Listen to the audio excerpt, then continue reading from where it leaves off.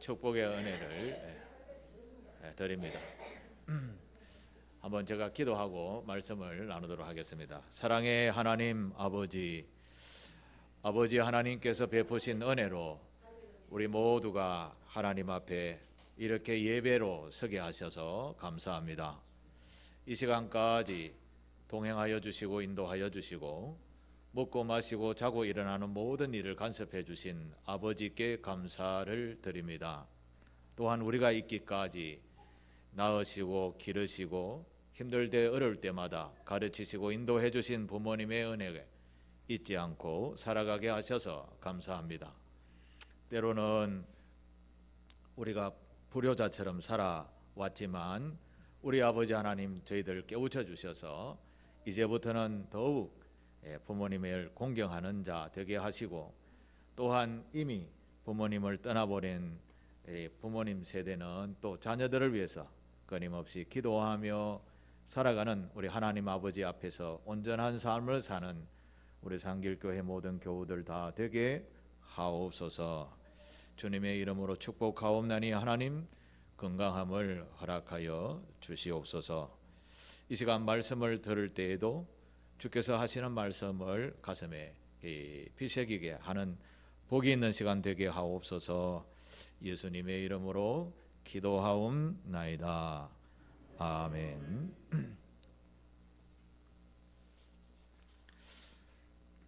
요즘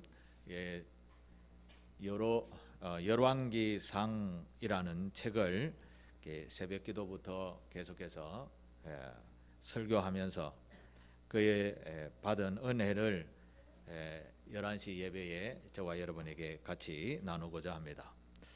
이 열왕기서를 제가 계속해서 읽고 또 공부하고 설교하면서 느끼는 것이 하나 있는데, 그것은 이 열왕기서를 통하여서 하나님께서 한 가지를 말씀하시는구나라는 것을 깨닫게 되었습니다.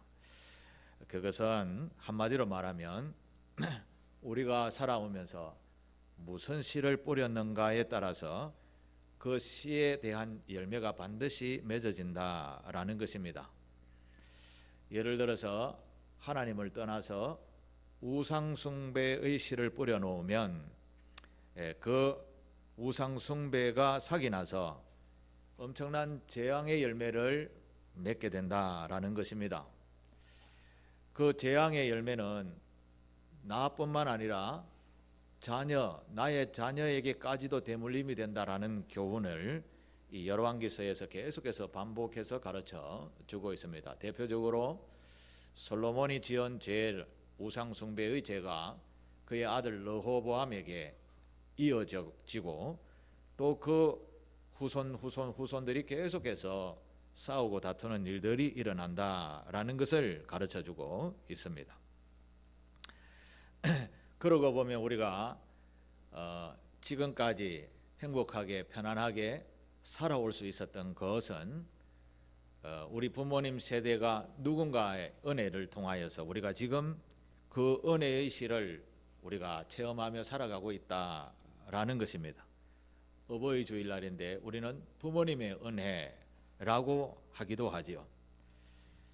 분명한 것은 오늘 나는 어떻게 사느냐에 따라서 나의 자손도 살아가는 삶의 환경이 바뀌어진다라는 것을 성경은 우리에게 가르쳐 줍니다. 즉 다시 말해서 내가 신앙의 아름다운 유산을 자손들에게 남기게 되면 후손들이 하나님으로부터 주시는 귀한 복들의 열매를 맺으면서 지금 우리가 부족함이 없는 것처럼 사는 것처럼 그런 복을 누리며 살게 된다라는 것이죠. 그러면 분명하게 우리가 판단할 것이 있죠. 그러면 내가 이렇게 살아야 되는구나 라는 것을 깨닫게 되는 것이죠. 여러분은 어떤 삶을 살아야 할까요? 어떤 삶을 사는 것이 가장 중요할까요? 목사로서 성도들이 남기는 가장 행복한 삶, 행복한 유산은 믿음의 유산을 남긴 것이라 라고 생각을 합니다. 우리 모두는 이런 믿음의 유산을 남겨서요, 자자손손 복이 있는 가문들이 다 되시기를 축복합니다. 박수웅이라는 그 평신도 사역자가 이런 책을 썼습니다. 자녀에게 물려주는 신앙유산이라는 제목의 책인데요. 그 책에 보면 신앙의 명문 가정은 어떤 가정인가에 대한 이야기를 쭉 기록해 놓았습니다. 신앙의 명문 가정. 명문 가정이 된다는 것은 무엇을 많이 가졌다 그런 뜻이 아닙니다. 이 저자에는 신앙의 명문 가정이 되는 것은 무엇인가 많은 것을 소유하고 물려주는 그런 것이 아니라, 중요한 말씀은 우리가 하나님 안에서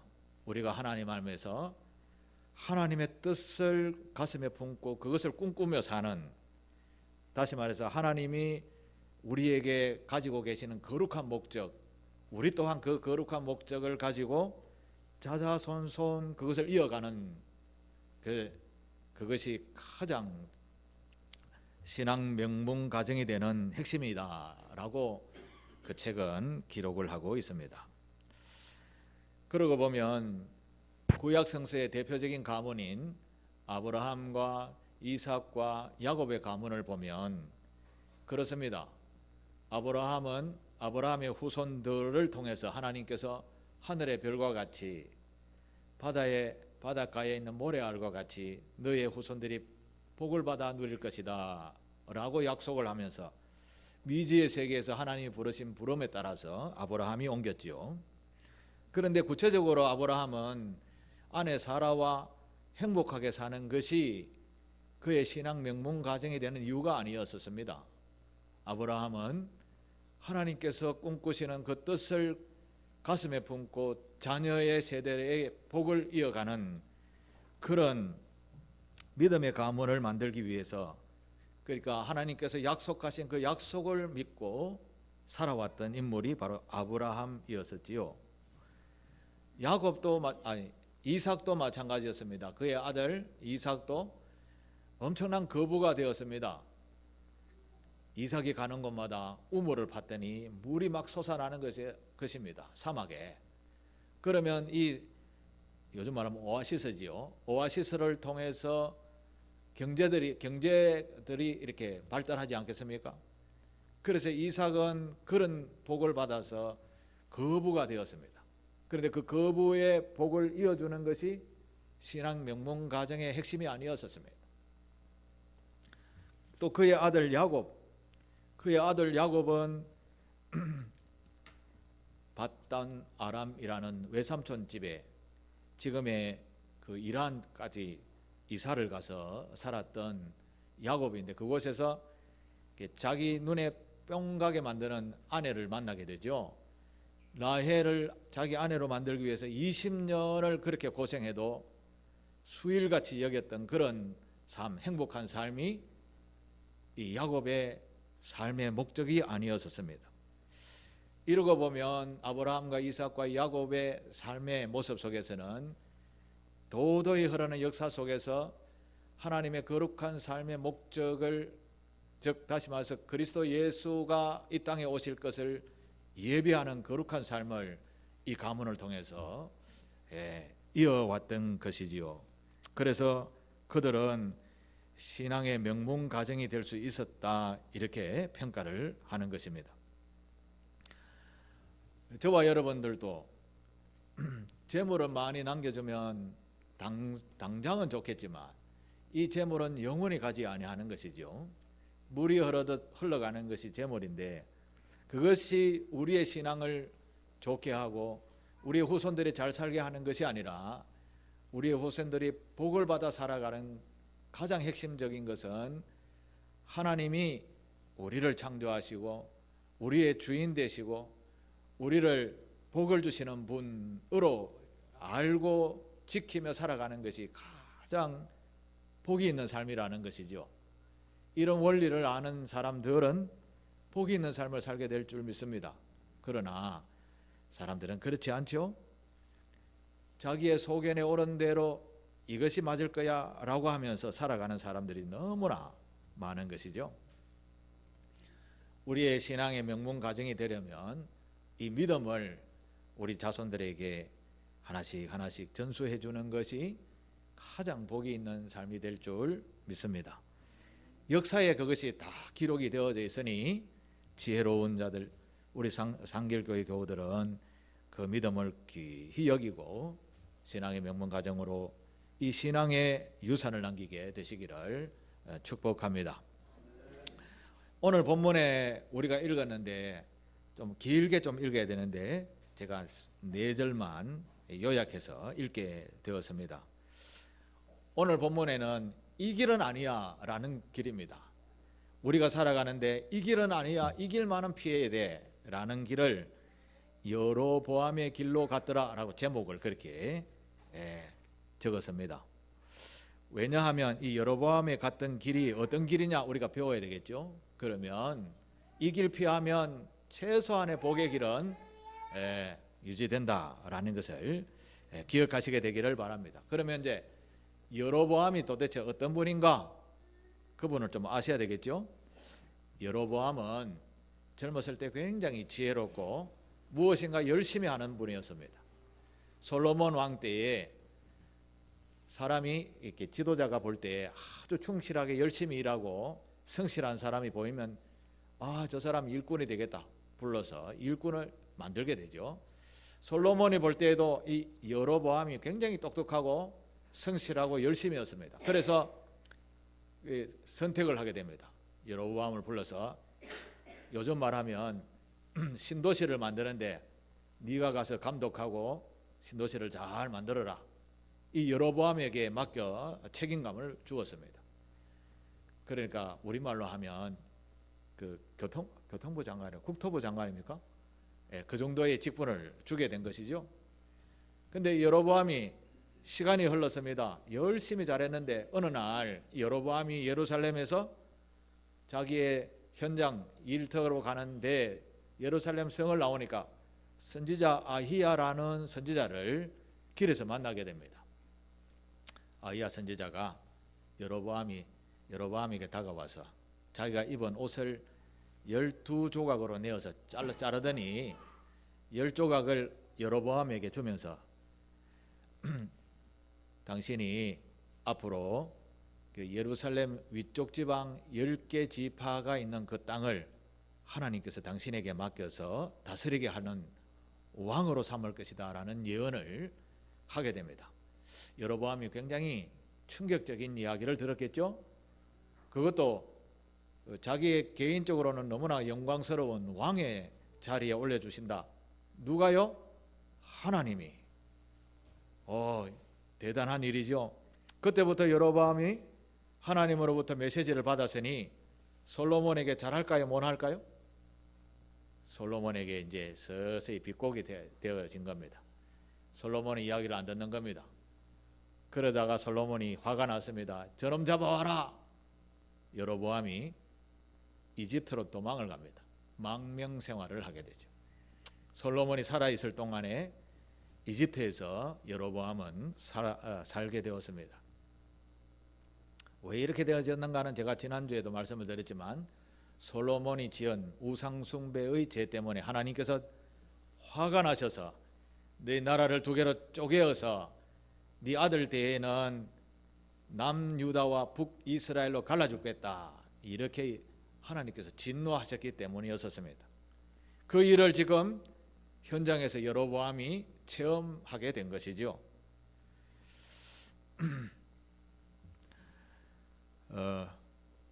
그래서 솔로몬이 죽고 난 뒤에 아들 르호보암이라는 왕이 왕위에 올랐을 때 북쪽에 있는 10명의 장로들이 10명이 아니라 여러 명이겠죠.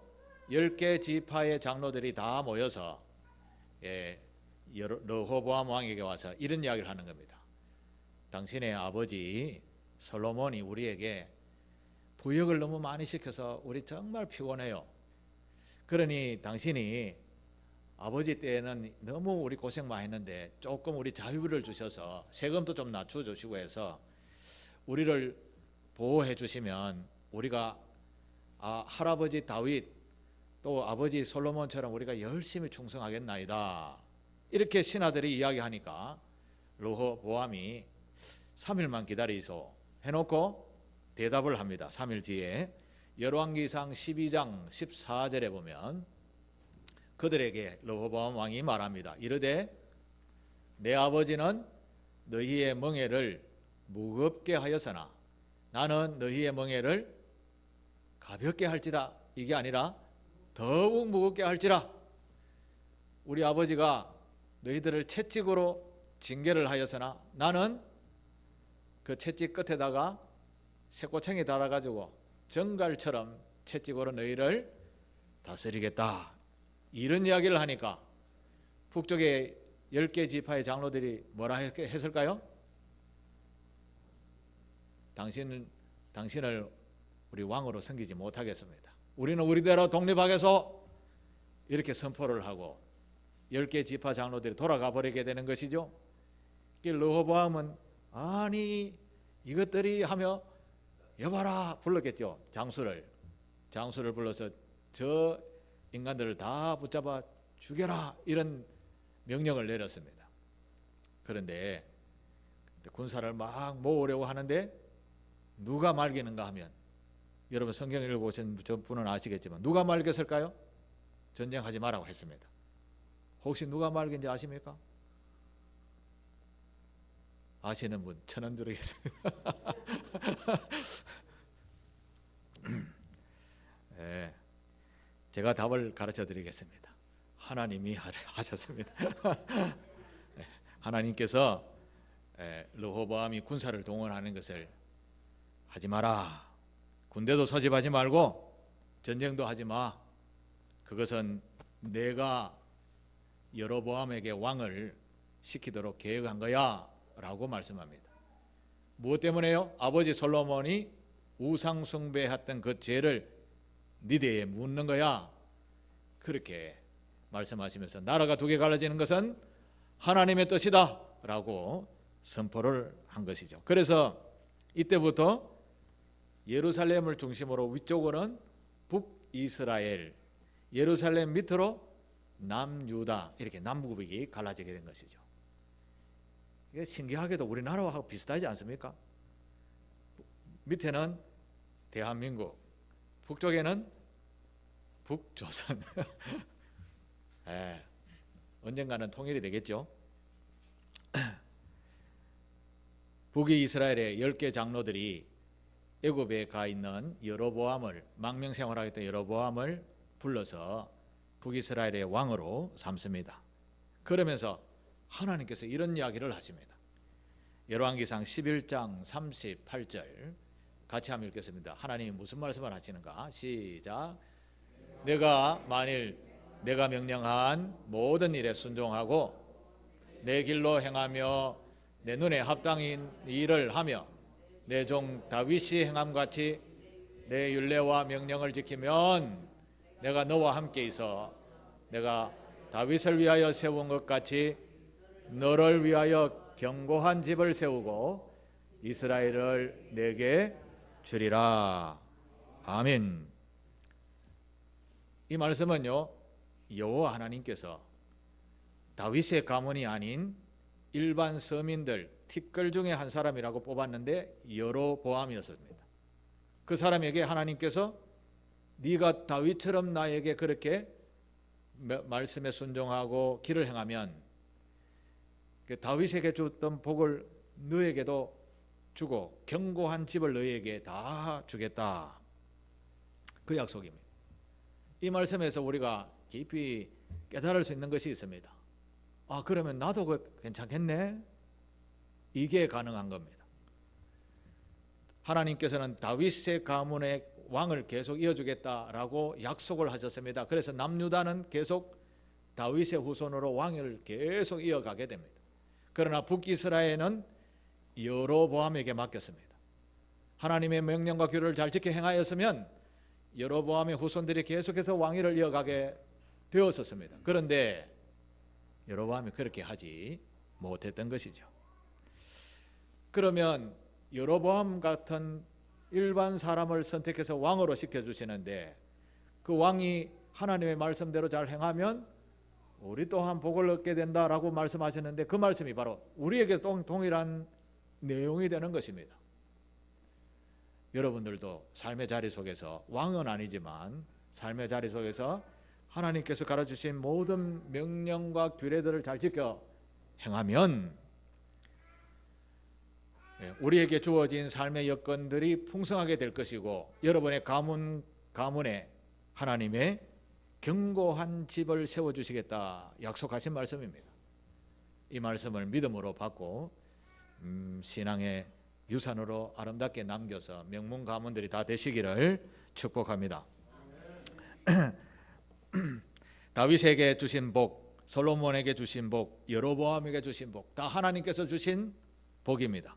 같은 복이죠. 단지 하나님의 말씀대로 살면, 순종하며 살면 그 복이 저와 여러분에게도 동일하게 주어진다라는 말씀입니다. 이 간단한 말씀을 우리는 잘 지키지 못하지요. 잘 지키지 못합니다.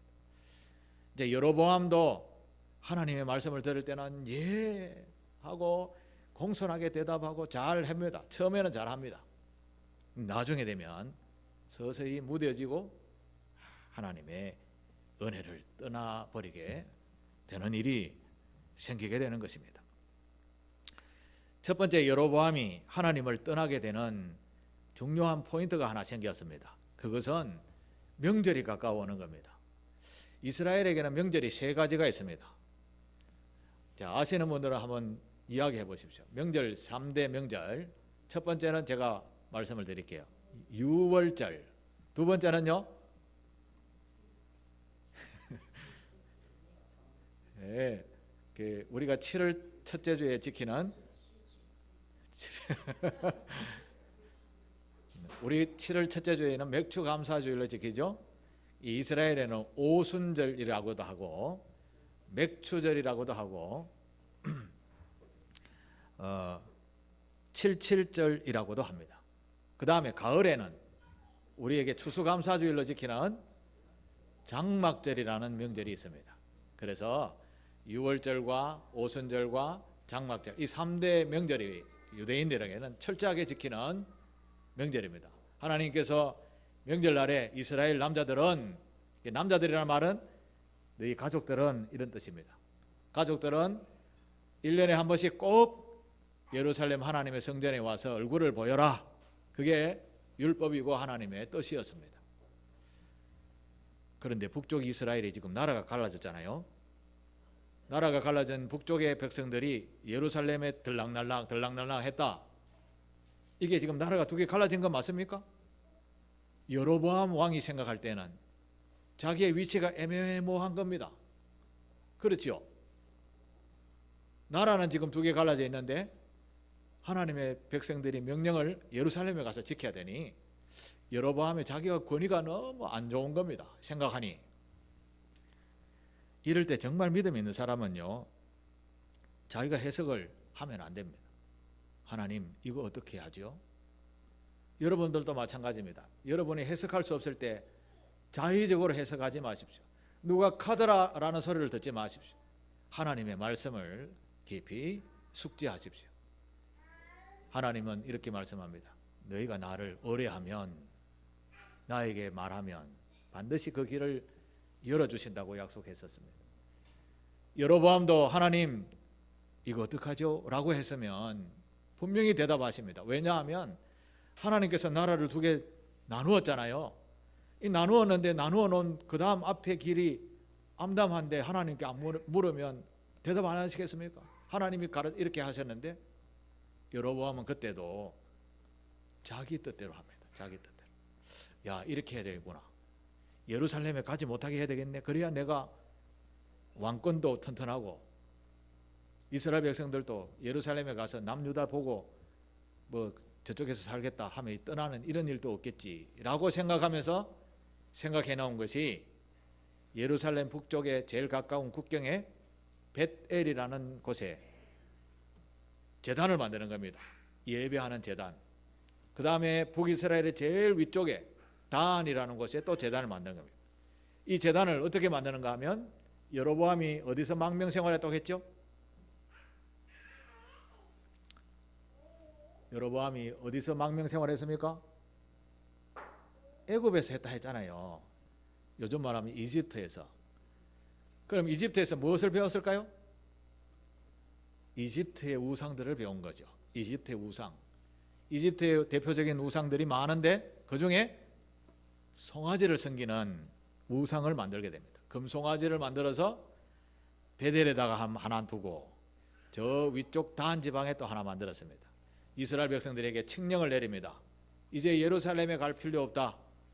이제 베델과 저 위에 단 지방에 가까운 곳에 가서 하나님께 명절날에 배워라. 이렇게 칙령을 내립니다.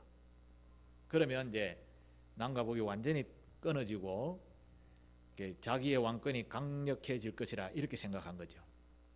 여기에 굉장한 맹점이 있는 겁니다. 이 여로보암이 큰 죄를 지었는데 하나는 우상을 만든 죄였고, 두 번째로는요, 우상을 섬기도록 백성들을 우상 섬기는 백성으로 만들었다라는 겁니다. 이게 어마어마한 큰 죄였었습니다. 여러분, 오늘 우리가 읽었던 본문을 한번 보십시오. 15절을 한번 보십시오. 15절 같이 한번 읽어볼까요? 여호와께서 이스라엘을 쳐서 물에서 흔들리는 갈대같이 되게 하시고 이스라엘을 그의 조상들에게 주신 좋은 땅에서 뽑아 그들을 강 너머로 흩으시니 그들이 아세상을 만들어 여호와를 진노하게 하였음이니라. 아멘. 하나님을 화나게 한 일이, 최고의 화나게 하는 일이 우상숭배라는 것입니다. 우상숭배. 여로보암이 우상 금송아지를 만들었지요. 이게 우리 하나님이다 라고 한 거죠. 하나님은 형상이 없으십니다. 그런데 나 외에 다른 신을 두지 말라는 첫 번째 계명을 정면으로 어기게 된 것이죠. 그리고 그 우상을 섬기게 했던 백성들을 다 지옥에 가게 만드는 죄가 더 큰 겁니다. 그래서 성경은 이렇게 이야기합니다. 여로보암의 길로 갔더라. 이것은 여로보암이 하나님의 심판을 받는 길로 가게 했다, 그런 뜻입니다. 멸망의 길로 가는 길이었다라는 것입니다. 그래서 열왕기상, 열왕기하 계속해서 역대상, 역대하에 여로보암의 길로 갔더라는 말이 자주 등장합니다. 그 말은 쫄딱 망하게 했더라, 이런 뜻입니다. 우상 숭배를 했더니 망하게 되었더라, 심판을 받았더라, 이런 강력한 경고의 말씀인 것입니다. 여로보암은 자기를 왕으로 세워주신 하나님에 대한 정면적 반발이었고 하나님을 완전 무시하는 행동을 하게 되었습니다. 여로보암은 자기에게 하나님께서 왕의 자리를 주셨는데 하나님에 대한 이런 배신으로 나타나게 된 것이죠. 우리도 안 그럴까요? 사람의 단점이 바로 이런 것입니다. 시간이 가면 무뎌지고 언제 그랬냐란다라는 것입니다. 이게 지혜가 없다고 해야 되나, 어리석다고 해야 되나, 뭐라고 해야 되는지 잘 모르겠습니다만 우리는 조금만 생각하면 지혜롭게 살 수 있는데 어리석게도 하나님을 무시해버리고 묻지도 않는다라는 것이죠. 예수님께서도 끊임없이 두드리라, 찾아라, 열리고 받을 것이다 라고 그렇게 말씀해도 우리들은 여호와 하나님을 의뢰하지 않는다라는 것입니다.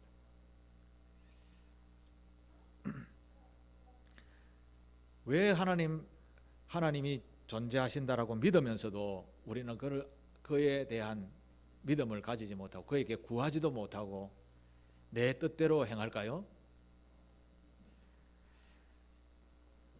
그것은 기도하는 것에 대한 익숙하지 않기 때문에 그런 것이고요. 또 하나는 나 같은 사람도 하나님이 깊이 생각하시고 나를 도와주실까라고 생각한다는 겁니다. 이게 우리 일반적으로 참 많이 가지고 있는 사고입니다. 기도가 너무 익숙하지 않고 낯설기 때문에 그렇습니다. 기도하지 않습니다. 또 하나는 나 같은 사람들도 이 십자가 사랑을 받을 수 있을까 하는 그런 선입관 때문인 것입니다. 반대로 생각했어야 됩니다.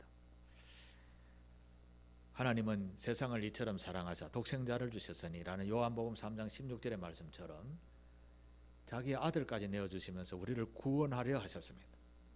그 구원하려 하신 사랑이 나 같은 사람은 안 좋아할 거야, 이렇게 먼저 선입관을 가진다라는 것입니다.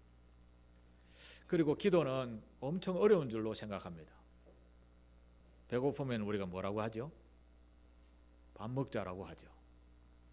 집에 가서는 밥 좀 주세요, 밥 차려달라, 이렇게 이야기하죠. 하나님 앞에 하나님 배고픕니다라고 하면 우리는 뭐라고 해야 될까요? 하나님 배고픈데요 하면 돼요. 그게 기도입니다. 그런데 우리는 기도를 너무 어렵게 생각하죠. 영어로는 할 필요는 없지만은 거룩하시고 천지 만물을 창조하시고 이런 수사학적인 것을 다 동원해야 아름답게 문장을 꾸며서 해야 하는 것이 기도인 줄 알고 있습니다. 아프면 하나님 여기 아파요. 배고프면 뭐 맛있는 거 없습니까? 하나님 배고픈데요. 이게 기도입니다. 또 기도는 성전에 나와서 다소곳이 앉아서 양복 탁 입고 와서 하나님 아버지 이렇게 해야 기도인 줄 알죠? 여러분 길을 가다가도 아버지 하나님 지금 내 눈앞에 이런 것이 보이는데 이거 어떡하지요? 이게 기도입니다. 그런데 우리는 기도에 대한 선입감이 너무 멀지요? 낯설어서 기도하지 못하는 것입니다. 제가 종종 이야기하지만 아이들을 학교 보내놓고 부모가 학교를 방문하면 아이들이 막 뛰어노는 가운데 제일 먼저 누구를 찾습니까? 자기 자녀를 찾잖아요. 하나님이 똑같다라니까요. 하나님 앞에 와서 신앙 고백하고 십자가 예수 그리스도가 나의 주인으로 알고 믿고 따르는 사람들 하나님은 눈동자와 같이 보호하신다고 약속하셨잖아요. 그런데 우리는 그것을 낯설게 여기고 나와는 상관없다고 생각하기 때문에 그런 것입니다. 사람은 그냥 가만히 있으면 여로보암처럼 자꾸 하나님과 멀어져요. 그런데 우리가 하나님께 가까이 있으려면 계속 친숙하게 교회 발걸음을 자주 하셔야 됩니다. 하나님과 친하게 지내셔야 됩니다. 혼자 계시면 하나님의 말씀을 자꾸 읽고 듣고 하면 하나님의 뜻이 보이죠. 뜻이 보입니다. 처음에는 잘 모르지만 자꾸 읽고 듣고 하면 아 이게 하나님께서 이렇게 하라는구나 라고 깨닫게 됩니다. 하나님은 영이시기 때문에 우리의 깨달음을 통해서 가르쳐 줍니다. 지식을 통해서 가르쳐 줍니다. 야 이렇게 해라 저렇게 해라 말로 하시는 분으로 생각하니 하나님이 나와는 상관이 없다 이렇게 생각하지요. 그렇지 않습니다. 하나님은 우리 안에 영으로 내주해 계시는 분이십니다. 언제나 우리에게 말씀하고 계십니다. 성경의 교훈들을 통해서. 자, 여로보암이 하나님 앞에 우상 숭배를 했는데 이제 그에게 다가오는 게 무엇이었겠습니까? 재앙이 다가오는 겁니다. 그에게 아들이 하나 있었는데 아들이 중병에 걸렸습니다. 아비야라는 아들이었습니다. 아비야 이 뜻은 하나님은 나의 아버지입니다 라는 그런 이름입니다. 아비야가 자기가 자기 이름을 지었겠습니까? 누가 지었겠습니까? 아버지가 지었겠죠. 여로보암이 지었습니다. 자기 아들에게 하나님은 나의 아버지라는 아비야라는 이름을 지었는데 이때까지만 해도 여로보암은 하나님에 대한 은혜가 충만한 삶이었습니다. 그런데 세월이 지나서 우상 숭배하는 데까지 오니까 그 재앙으로 아비야가 중병에 걸리게 된 겁니다. 그래서 오늘 우리가 본문에 읽었죠. 자기 엄마가 그 선지자 찾아갔다가 오니까 죽었다라는 이야기가 나왔죠. 안타깝게도 이 아들은 그 말씀 14장 13절에 보면 이런 말씀이 있습니다. 온 이스라엘을 위하여 그를 위하여 슬퍼하며 장사하려니와 여로보암에게 속한 자는 오직 이 아이만 묘실에 들어가리니 이는 여로보암의 집 가운데서 그가 이스라엘 하나님 여호와를 향하여 선한 뜻을 품었음이니라. 이 말이 굉장히 중요한 말씀입니다. 이 아비야라는 아이만 하나님께서 인정하시는 여호와를 향하여 선한 뜻을 품었음이니라. 그런데 죽었습니다. 이것은 무엇을 뜻하는 것일까요? 선한 아들이 왜 병을 얻어야 했으며 선한 아들이 왜 일찍 죽어야 했을까요? 여기에는 깊으신 뜻이 담겨져 있는 것입니다. 하나님은 죄 없으신 예수 그리스도를 이 땅에 보내셔서 우리의 모든 죄를 지시게 하는 죄값을 치르게 하셨습니다.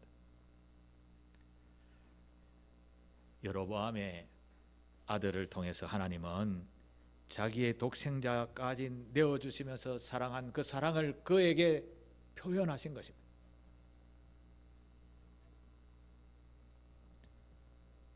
가만히 두면 바사라는 사람에 의해서 여로보암의 가문 친인척 친구들까지 다 죽게 됩니다. 그 전에 하나님이 질병으로 그를 데리고 가신 거죠. 눈앞에서는 돌아가셨으니까 이게 무슨 뜻이냐라고 하지만 하나님께서는 그 은혜와 사랑을 그를 죽음으로 내몰지 않고 일찍 데리고 가신 겁니다. 하나님의 사랑이 담겨져 있는 표현인 것입니다.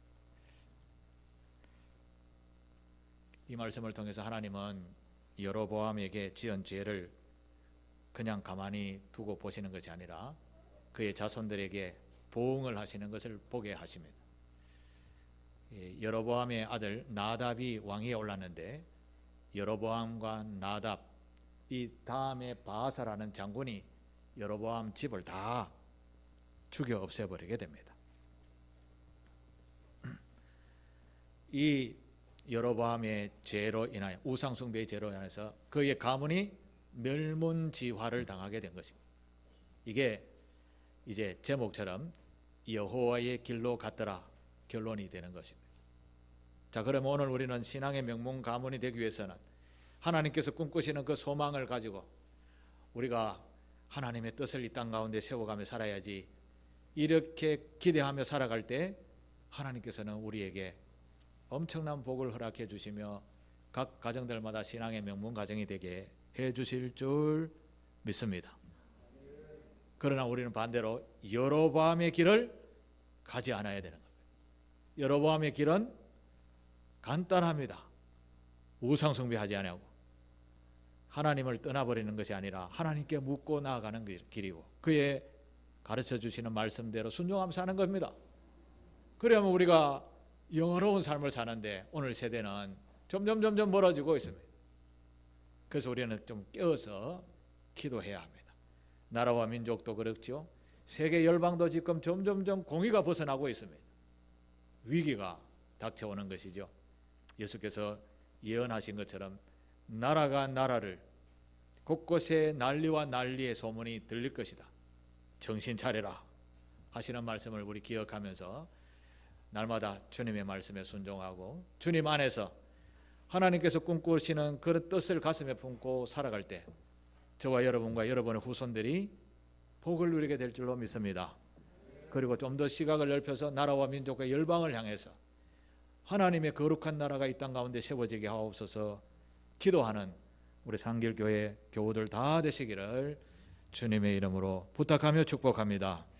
기도하겠습니다. 하나님 아버지, 여로보암의 길이 무엇인지 배웠습니다.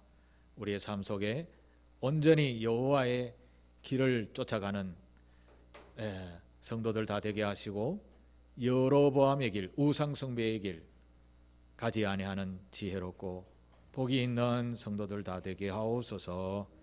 예수님의 이름으로 기도하옵나이다. 아멘.